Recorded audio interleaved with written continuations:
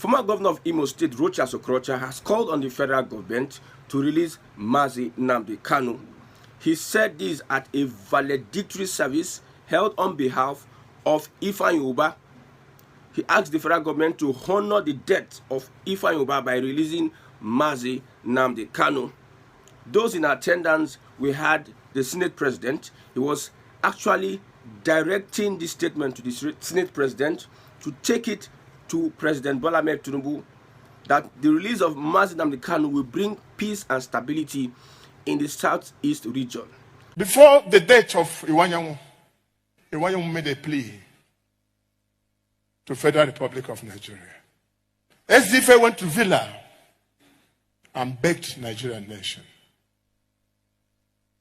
Ifeanyi Ubah made a statement in the same line. I want to say to you, my brother, in whom I'm well pleased, Senate President, convey this one message on behalf of these Igbos who are seated, that the best way to honor this great young man is the release of Nnamdi Kanu.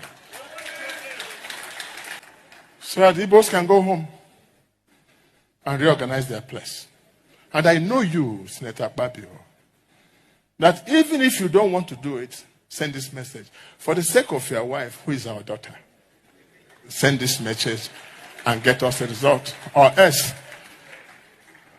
your wife is not too far from taking back home. Igbos want to go back home and develop the region. That is what he said. He said that the wife of the Senate President is from Igbo land. That if Akpabio loves the sanity, the peace of the region, he would take this message to the president so that Ifeanyi Ubah will be buried in the southeast in peace, because the demand that the Igbos are giving to whoever, is it the southeast politicians, that the reason, the only condition why Ifeanyi Ubah will rest in peace in the southeast is that Nnamdi Kanu will be released, because of the allegations that he had a hand in the incarceration and the travails that Nnamdi Kanu is going through today. He had a hand in the betrayal, the arrest, and eventual kidnap of Nnamdi Kanu.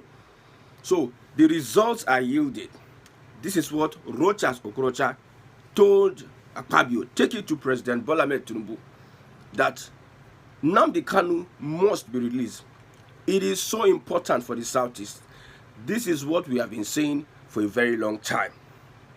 If somebody like Okorocha would come out and voice this in the presence of the Fulani lawmakers, in the presence of those people that don't want Southeast to see peace and progress, in the presence of these people, the Fulani, the Hausa lawmakers, and other Southwesterners that don't, in the nearest future, they don't see any good thing coming from the Southeast. When he said it, it shocked all of them. Now, the results of the aggression on Southeast politicians is working. More pressure needs to be put on these guys. The governors in the region needs to come together to make sure that they resonate with the people in pushing for a prosperous Southeast. Southeast, an independent Southeast. The Southwest region, they are pushing for conservatism. You see how everybody is investing in Lagos, and Lagos is taking advantage of their hospitality and luring you to come in and invest in Lagos to better the lives of their people. So what is happening with the Southeast governor? Okorocha of all people making that statement is an affront on Hope Uzodimma. Hope Uzodimma, who is not interested in the goodwill of the people and not interested in the peace and prosperity of Igbo land. It stands and remains. You see, those that are going to welcome the body of Ifeanyi Ubah's kinsmen have given a condition for his eventual rest in peace in the Southeast. And Southeast politicians and governors and whoever that is concerned, whoever has the responsibility to convey the message to President Bola Ahmed Tinubu should do so, because time is running out of hand.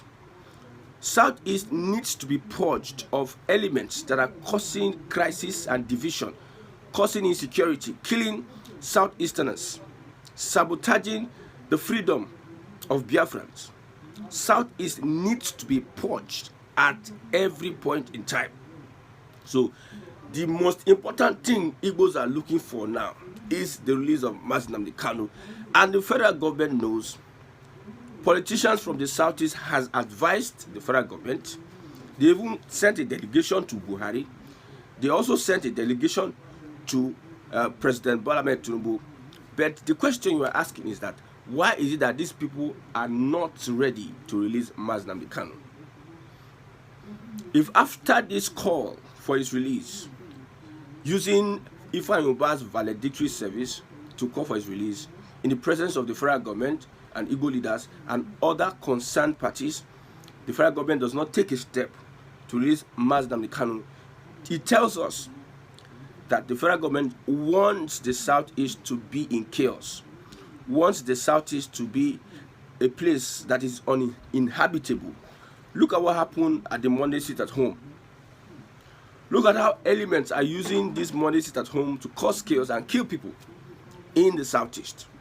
Look at the various, you see, most people would not want to come back to the village from Obodo Igbo because of what is happening in the Southeast today. Most people would not want to invest.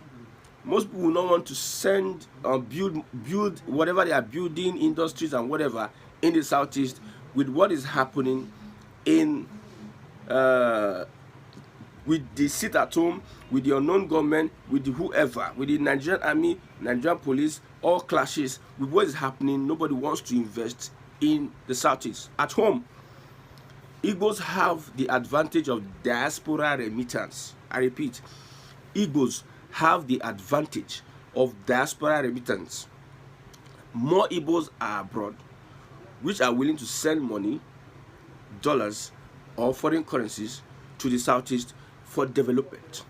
There is no other region that does remission, foreign remission, like the Southeast.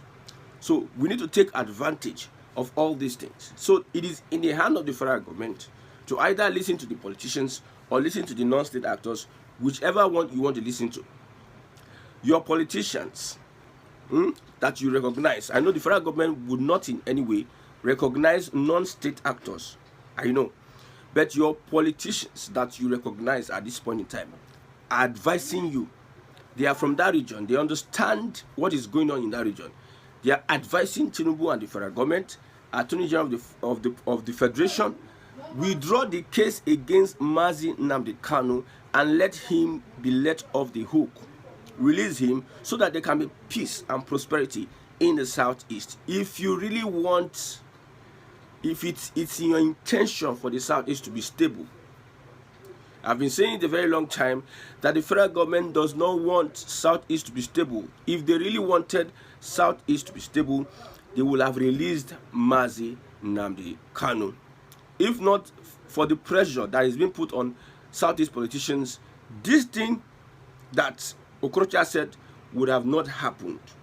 If not for the threat that if you bring Ifeanyi to Nnewi, his body is not going to rest in peace. You will not hear such a statement from these people.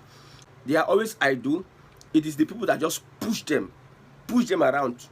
What they need to do, they will not do. So it is the people that will tell them what to do. So why are they leaders? If not the pressure from the people, we will not be having this conversation. So it is most important for the federal government to heed the demand of Okorocha and other well-meaning politicians, because this is the in thing now. By December, release this young man. Let this young man get to his hometown and rest and begin to fish out the elements that are causing insecurity. Let's know if we are pointing hands to this group or that group, this group that belongs to politicians or this group that belongs to non-state actors or the federal government as the cause of insecurity in the land. You have tried the courts. The courts have not been able. The courts have not been able to hold this guy to account, to convict this guy. You have tried all you can. You cannot nail this guy. He cannot be guilty under Nigerian law and constitution, because the circumstance that brought him to this place is questionable. So there's nothing you can hold Nnamdi Kanu on when it has to do with the judiciary. You are just holding him for nothing. Convict him. Send him to prison. The judgment, we have released him. You refuse to release him. You now have to re-appeal, and you are filing much more charges. This is a testament that the federal government has a hand in the insecurity that is happening in the southeast. If they don't release Mazi Nnamdi Kanu, that is point clear. That is why you see non-state actors are running rogue. Why would you not release this man? We know that some people from other regions don't really want this man released. You released Sunday Igboho. Sunday Igboho was released. Mieti Allah leader was released. That young man that killed police officers, I forgot, Wadume was released. What is wrong with you releasing Mazi Nnamdi Kanu? The options of trying him in court, you tried him in court. You had the options, you did all you can, but you can't convict him. He's just a political prisoner. Political solution is needed at this point in time. Political solution is needed at this point in time. That's why we are asking that this man be released. And for the Southeast politicians, see, the anger, the bitterness in the hearts of the Igbos over their treatment in Nigeria of today, you need to go and quantify it. Quantify it. You know what it means to be neglected in a country that you invested so much? There are so many people that their houses are destroyed in some part of the southwest. You know the kind of hatred that will be in their mind, bitterness for Nigeria. Those that Nigeria is frustrating on a daily basis because of their ethnicity. Do you know how bad they will feel? Those that insecurity have displaced in the southeast, that armies have killed, have ransacked and destroyed their homes. Do you know how they will feel? I understand the interest of the federal government on Nnamdi Kanu's case. I understand it. But which is much more better? A prosperous and peaceful southeast than southeast that will be insecure, that will eventually lead to a non-state actor taking over that region, which will lead to Nigeria losing its soldiers, losing its officers, spending monies and all have you. In the north, they are facing a lot of resistance in the north. Would the federal government afford another resistance in the southeast? Would the federal government afford another resistance in the southeast? So we are calling on Akpabio. Akpabio, focus on governance and release Mazi Nnamdi Kanu. Whether you are afraid that if he comes out of the detention or the incarceration, he's going to continue Biafra agitation. That is supposed to be another topic for another day. Another topic for another day. The most important thing is the stability of the southeast. All stakeholders are coming together to say release Mazi Nnamdi Kanu. Non-state actors, we have state actors, which are the politicians, elected officials. Non-state actors, which are those that are calling for agitation. These two people have come together with one voice. So the federal government does not have any excuse to say your leaders are saying different things, this one is saying different things.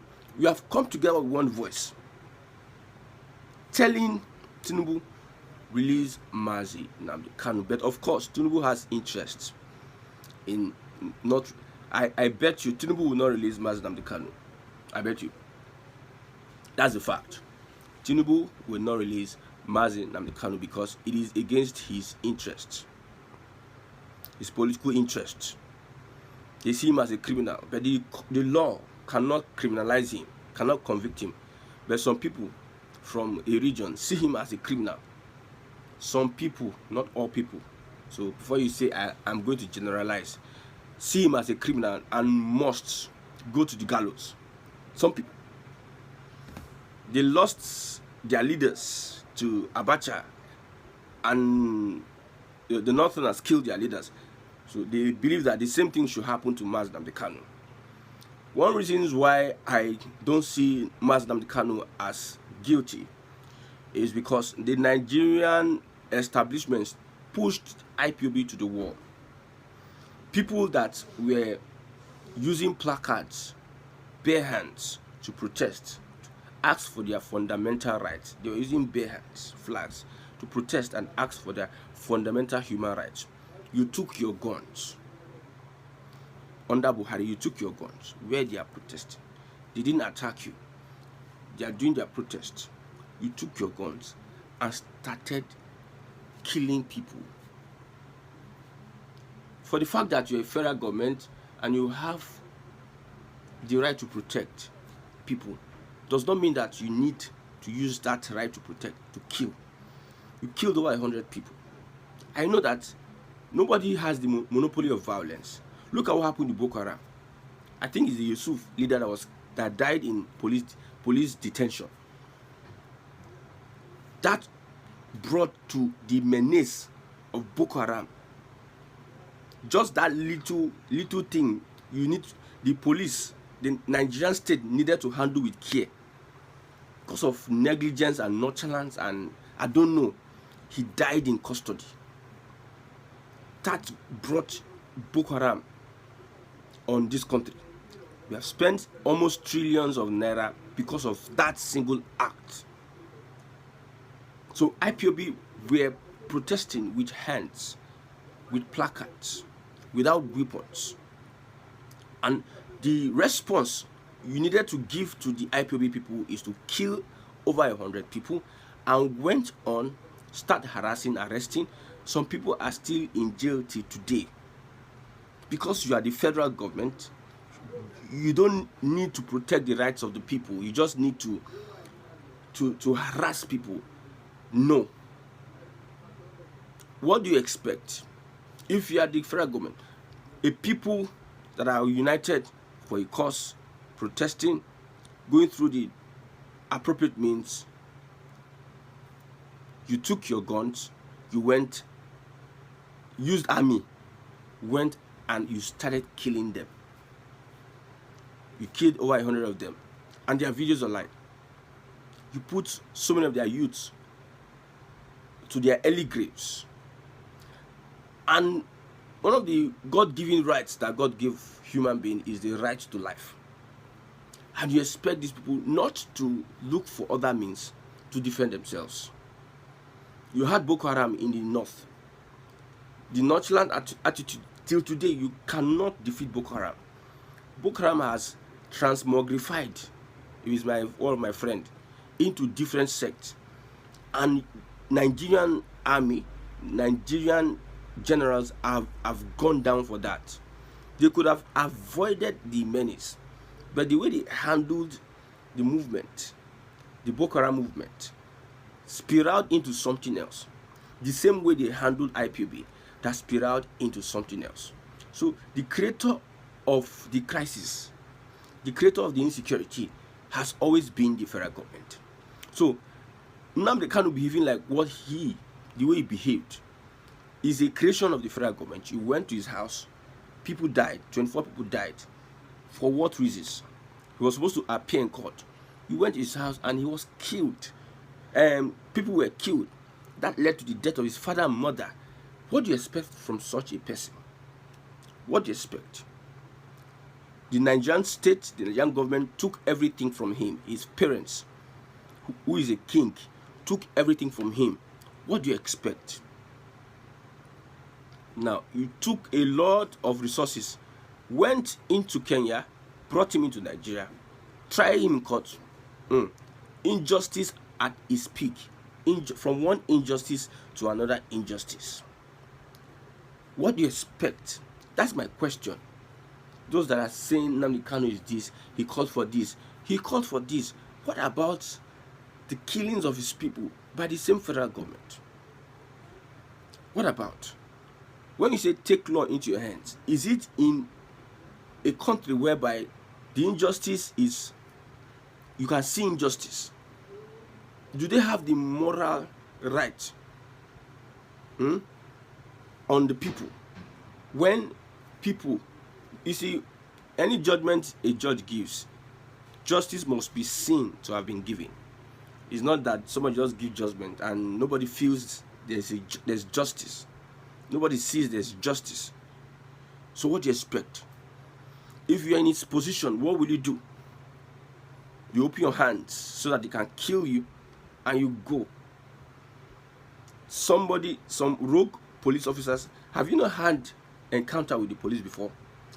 And they take your rights away from you and about to take your life.